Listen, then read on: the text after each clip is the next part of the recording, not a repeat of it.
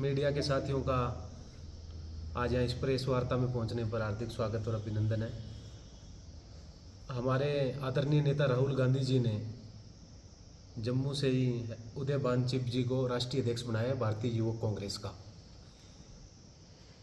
इसी 16 तारीख को दिल्ली में जो भारतीय युवक कांग्रेस का कार्यालय है वहाँ 16 तारीख को सुबह 11 बजे उनकी ओथ सेरेमनी है। लेकिन राष्ट्रीय कमेटी ने एक फैसला किया कि उसको बहुत ज़्यादा लंबा नहीं करते हुए, क्योंकि यूथ कांग्रेस विश्व का सबसे बड़ा संगठन है युवाओं का, तो एक फ़ैसला लिया कि वर्तमान समय में जो बेरोजगारी बढ़ती जा रही है युवाओं के अंदर, उसको लेकर हम एक प्रोटेस्ट करें, प्रदर्शन करें। इस सोई हुई केंद्र की सरकार को जगाने का काम इसी 16 तारीख को पूरे देश से युवा पहुंच रहे हैं। इसी सिलसिले में ये आज प्रेस वार्ता रखी गई है। आपने देखा होगा कि पिछले 45 वर्षों में सबसे अधिक बेरोजगारी की जो दर है वो वर्तमान समय में है।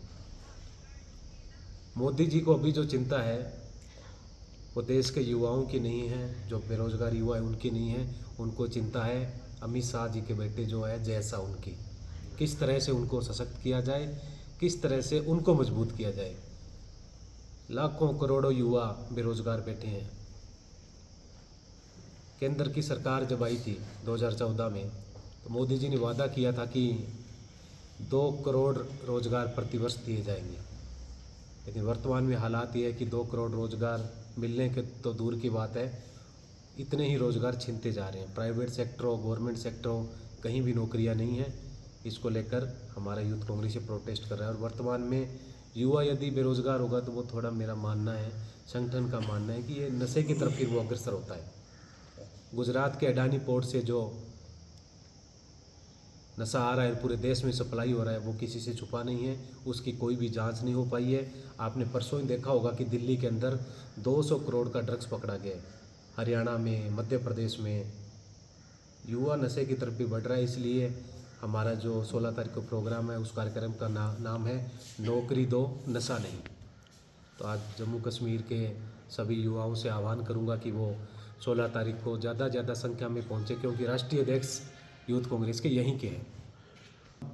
यहाँ के युवाओं का, महिलाओं का, किसानों का, पूरी आवाम का धन्यवाद, शुक्रगुजार, जिन्होंने इंडिया अलायंस की सरकार बनाने में, एनसी और कांग्रेस की सरकार बनाने में अपना योगदान दिया। धन्यवाद। बिल्कुल आने वाले समय में देखो, केंद्र में जो सरकार है वो आतंकवाद पर भी कोई लगाम नहीं लगा रही है। उन्होंने यहाँ राष्ट्रपति का शासन क्यों लगाया था, एलजी को क्यों अपॉइंट किया था कि जम्मू कश्मीर के हालात ठीक नहीं है इसको लेकर। लेकिन केंद्र में सत्ता किनकी है? भाजपा की है। 56 इंच की जो सरकार है मोदी जी की, कहाँ है वो 56 इंच?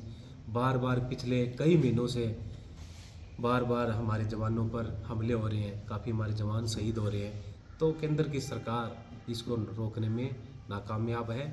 और अभी जम्मू कश्मीर में इंडिया अलायंस की सरकार बनने जा रही है। हमारी जो मैनिफेस्टो कमेटी है, जो भी वादे किए हैं एनसी ने और कांग्रेस ने, वो मिल के हमारे सीनियर लीडर्स उस पर फैसला लेंगे और जल्द ही जल्द जम्मू कश्मीर की आवाम के हित में अच्छे फैसले लिए जाएंगे सरकार के द्वारा। और जो नौजवान ने सबसे बड़ी तादाद में घरों से निकल के, महिलाओं ने, युवाओं ने पूर्ण उम्मीद और आशा के साथ एक वोट किया बदलाव को लेकर कि 10 साल से ये लोग पहले तो चुनाव नहीं करा रहे थे, लेकिन अब इन्होंने चुनाव कराया तो युवाओं ने पूरी आशा और उम्मीद के साथ वोट किया इंडिया अलायंस को।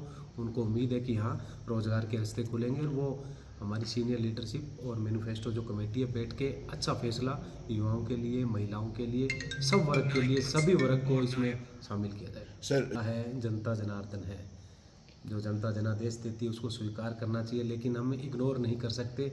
वहाँ एनसी की सीटें आई और एनसी और कांग्रेस हम अलायंस में थे, तो ये बात नहीं है कि कांग्रेस अलग लड़ी है कहीं। तो एनसी और प्लस कांग्रेस की सरकार बनने जा रही है और जम्मू में भी अच्छी सीटें एनसी को यही और कांग्रेस को भी एक सीट आई है। किस तरह से नौजवान अच्छा फैसला लेगी? देखो, मैनिफेस्टो कमेटी और जो सीनियर लीडरशिप है वो इस पर ज़्यादा बात कर पाएगी। कि मेरा आज का जो प्रोग्राम था वो इसी को लेकर प्रेस वार्ता थी। आने वाले दिनों में जैसे ही सरकार का गठन हो जाता है और सीनियर लीडरशिप बड़ी गंभीर है कि युवाओं ने यहाँ वोट किया है, बाहर निकल के, घरों से बाहर निकल के, और उम्मीद के साथ किया है, उनको बिल्कुल ही पूरा करेंगे। स्टेटहुड तो ये मांग लगातार जारी रहेगी, मांग जारी, मुद्दा हल होना चाहिए वो स्टेटहुड का।